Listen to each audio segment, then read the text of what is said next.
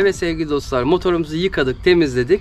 Şimdi bazı sorular hazırladık. Moderatörüm Gamze. Gamze soracak, ben de cevaplayacağım. Merhaba Tolga'cığım. Merhaba canım. Rolleri değiştik. Evet. Soruları bugün ben soruyorum. Evet, aynen öyle oldu. Motorunu sanayiye götürdüm. Bakımlarını yaptırdım. Evet. Bugün de temizledim. Evet. Neler yapmayı düşünüyorsun, planlıyorsun bu motorla?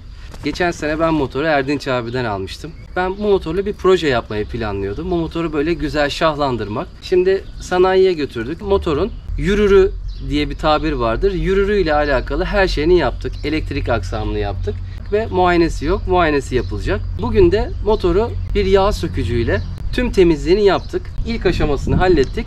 İkinci aşamasında da şöyle bir planım var. Daha profesyonel ellere bırakıp bir koltuk döşemesi ve deposunun zımparalanıp bir fırın boya yapılması gibi bir planım var. Neler yapılabilir bu motorla? Sen neler planlıyorsun? Valla ilk planım az yakıtla çok gezmek ve kanalımızdaki hikaye videolarını arttırmak. Bu motorla her şey yapılır. Dünyayı bile gezebilirsin eğer istiyorsan. Bir bisikletle bile insanlar dünyayı gezebiliyorlar. Küçük hacimli bir motor, 125'lik bir motor ama 70-80 kilometre hıza çıkıyor. Stabil bir şekilde, konforlu bir şekilde seni bu hızda götürebiliyor. Benim ilk planım bir hikaye başlatmak. Yani bu motorla kanalımda çok fazla çeşitli hikayeleri dostlarımızla paylaşmak. Ama onun dışında kendime de vakit ayırabilirim. Bununla balığa gidebilirsin, kamp yapabilirsin, dağ bayır gezebilirsin. Yani motor kullanan dostlar beni daha iyi anlayacaktır. Bir scooter bile olsa, 125'lik bir motor bile olsa, büyük hacimli, gösterişli olmayan bir motorun bile olsa, o motorun üstüne çıktığın zaman, iki tekerin üstüne çıktığın zaman o gaza basıp o rüzgarı hissetmek, o dengede olmak çok farklı bir duygudur. Ben bütün güzel kararlarımı, bütün önemli kararlarımı bunun üstünde seyahat ederken vermişimdir. Neden bilmiyorum. Farklı bir boyuta geçtiğimi düşünüyorum. Çok mutlu oluyorum. Yani dediğim gibi bu motorla çok büyük bir motorla da yapabileceğin her şeyi yapabilirsin. Beklentiler ve imkanlar doğrultusunda hayalleri gerçekleştirmek bizim elimizde. Seni tanıdığımdan beri bugüne kadar çok çeşitli motorlar kullandım. Daha güçlü motorlar da kullandım. Scooter'a da bindik beraber. Evet. Tatmin edecek mi seni? İstediğin her şeyi yapabilecek misin? Fark var mı? Ya tabii ki fark var. Şimdi şöyle, az önce söyledim ya bir önceki soruda, beklentiler. Şimdi eğer beklentilerini çok yüksek tutarsan ve gösteriş meraklısıysan bu motor seni mutlu etmez. Bu motorun diğer motorlardan farkı nedir? Hızlanması biraz daha yavaştır. Son sürati biraz daha yavaştır. Ama beni mutlu eder. Kısa mesafe motoru mudur bu? Uzun yolda yapabilir misin? Tabii ki yapabilirsin. Acelen olmayacaksın. Dedim ki beklentiler. Yavaş, sakin, minimalist, beklentilerini düşük tutarak yola çıktığında, ana odaklandığında, yani bu motorla yola çıktığında amacın gösteriş yapmaksa gösteriş yapamazsın. Ama amacın bir yere gitmekse çok keyifli bir şekilde oraya gidebilirsin. İnsanlar büyük hayaller kuruyorlar. Hepimiz kuruyoruz. Hayal kurmak çok güzel bir şey. Ama bazen hayalleri kurarken es geçiyoruz. Teğet geçiyoruz. Çünkü bunun için çok para biriktirme çabasında oluyoruz. Vakit geçiyor, yaş geçiyor. Evet. Sence buna değer mi? Yoksa daha hızlı bir şekilde istediğimiz şeylere ulaşabilir miyiz? Evet, değmez. Şimdi biz motor konuşuyoruz ama bununla ilgili ben başka bir şey söylemek istiyorum. Başka bir örnek vermek istiyorum. Geçen sene sevgili dostum Ulviler'le birlikte balık tutmaya gittik. Ve tekneyi indirdiğimiz yere sıramızı bekliyoruz. Orada sırayla böyle tekneler iniyor. Bir araba yanaştı. Murat 131.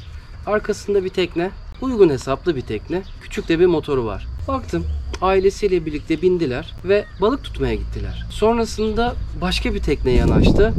Lüks bir jiple ve arkasında çok pahalı bir motorla, büyük bir motorla bir tekne yanaştı.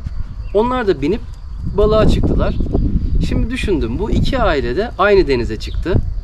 Aynı şeyleri yedi, aynı şeyleri içti, aynı balıkları tuttular ve akşam geldiklerinde aynı balıkları pişirip aynı balıkları yediler. Ki şöyle bir senaryo kuralım. Bir hayalin var, sahil kasabasına yerleşeceksin, bir tekne alacaksın, balık tutmaya başlayacaksın. Büyük bir arabayla, büyük bir tekne bahsettiğimiz artık milyonları buldu. Ama az önceki senaryoda 100-150 bin liraya yapabileceğim bir durumdan bahsediyoruz. Şimdi bu hayale ulaşmak için neyi bekliyor insanlar? Yani daha hızlı gitmek mi? Yoksa o denizde olmak mı? Anda kalmak mı? Balığı tutmak mı? Şimdi herkes her şeyin en iyisini hak ediyor. Tamam, bunda bir sorun yok. Ama en iyisini beklerken hayat kaçıyor, zaman kaçıyor, günler geçiyor, gençlik gidiyor. Burada şuna odaklanalım. Amacımız bizim etrafa gösteriş yapmak mı? Sosyal medyada çok lüks motorlarımızı, çok lüks teknelerimizi, çok lüks arabalarımızı paylaşmak mı? Yoksa doğada olmak, denizde olmak, balık tutmak, kamp yapmak, o anları yaşamak mı? Eğer ileride imkanın olursa sen yine en iyisini al. Ama o zaman gelene kadar daha küçük bir arabayla, daha küçük bir tekneyle de aynı mutlulukları yaşayabilirsin. İnsanlar bence bunu kaçırıyor. Yani gösteriş merakımızdan birazcık kurtulup duygulara ve anı biriktirmeye odaklanırsak çok farklı olacak. Aynı şey bunun için de geçerli. 1200'lük bir motorun gittiği yere ben bununla da gidebilirim. 1200'lük bir motorla yaptığım aynı kampı, aynı eğlenceli aktiviteleri bununla da yapabilirim. Kimin ne kadar yaşayacağını kim bilebilir? Niçin 1200'lük bir motor almayı bekliyorsun? Al bir tane motor, bin git. Ben artık biraz bu kafadayım. Yani bu kafaya ulaşmak için 40 yaşına gelmek mi gerekiyordu bilmiyorum. Ben uzun zamandır aslında bu minimalizm felsefesi üzerine birazcık düşünüyoruz. Asgari şartlarda amacına uygun bir şekilde yaşamak, gösterişten uzak yaşamak bence felsefenin kaynağı.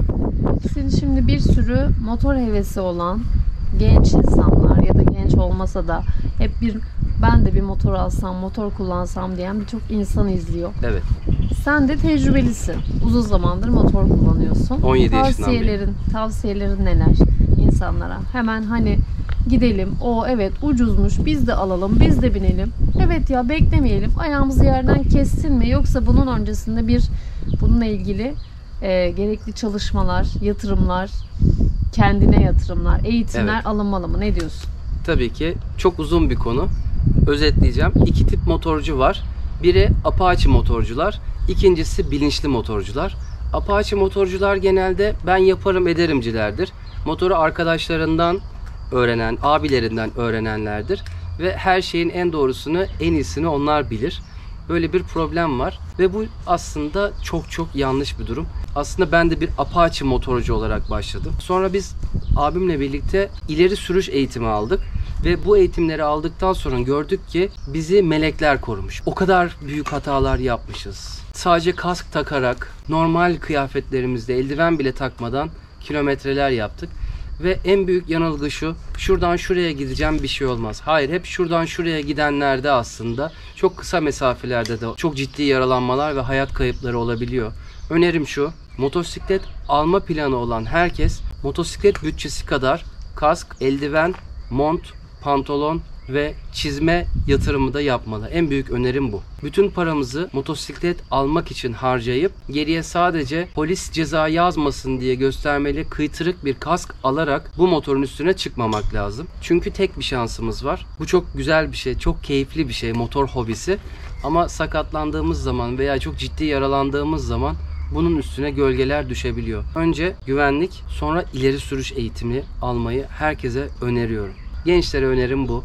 Acemi motorcularda el uyuşması, sırt ağrıları olur. Bunun sebebi şu: kendilerini kasarlar. Ve mutlu olmaları gereken yerde mutsuz olurlar, stres olurlar. Ama bunu öğrendikleri zaman, bu motorun dengesini, sınırlarını öğrendikleri zaman alınan keyif de artıyor. Ben tüm süreçleri hem Apache motorcu hem de eğitim almış bilinçli bir motorcu olarak ikisinin farkını çok iyi biliyorum. Ve herkese eğitim almasını şiddetle tavsiye ediyorum. Ben de sana teşekkür ediyorum bu güzel bilgiler için. Keyifli sürüşler, keyifli yolculuklar, bol hikayeli yolculuklar Evet. diliyorum. Tekeriniz bassın. Çok sağ ol. Bir hikaye başlattık burada. Yani şu ufacık motorla aslında çok güzel hikayelerin vesilesi olacak bu motor. Güzel yollar yapacağız. Güzel dostluklar kuracağız. Ve bu dostlukları Tolga Yalçın kanalında dostlarımızla paylaşacağız. O hikayelerde insanlara umut olacak. Belki hayallerine ışık tutacak, yön verecek.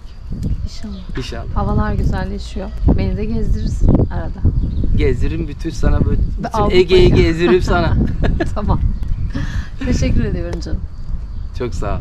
Evet sevgili dostlar, bu videomuzun da burada sonuna geldik diyelim. Umarım bu bilgiler sizlerin hayallerine yön verir ve ışık tutar. Eğer videomuzu beğendiyseniz beğen butonuna basarak videomuzu desteklemeyi ve yeni videoları kaçırmamak için kanalımıza abone olup bildirim zillerini açmayı unutmayın lütfen. Kendinize çok çok iyi bakın. Yeni bölümlerde görüşmek üzere. Mutlu ve sağlıklı günler.